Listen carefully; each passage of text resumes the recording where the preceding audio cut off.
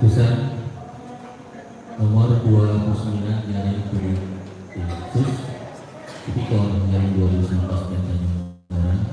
demi kedaulatan Tuhan yang Maha Esa, pengadilan tindak pidana korupsi pengadilan negeri Tanjung Karang yang mengadili pidana dan acara biasa dan tingkat pertama telah menjatuhkan putusan sebagai berikut bahwa perkara terdakwa nama lengkap Chandra Safari, tempatan lahir dan sekarang umur tanggal lahir 39 tahun 1880 di bangsa Indonesia, tempat tinggal Jalan Pulau Dama, Nomor 4 RT 0 Agama Islam, pekerjaan wira swasta dan direktur CD di Pasangka Pertama Pendidikan Tinggi Sarjana S1.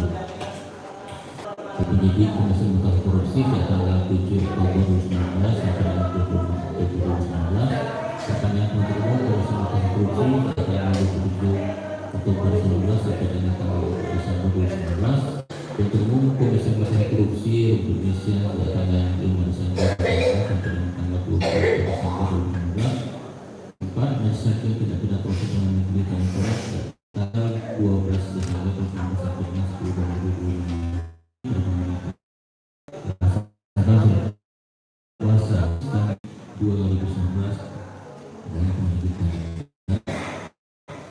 pengadilan tindak pidana korupsi tersebut serta sertifikat pengadilan tindak pidana korupsi pengadilan negara dan pengadilan khusus tipikor dari 2019 pengadilan negara tanggal 12 Januari 2019 penetapan majelis hakim nomor 29 khusus tipikor 2019 pengadilan negara tanggal 3 Desember 2020 penetapan sidang berkas perkara dan surat bersangkutan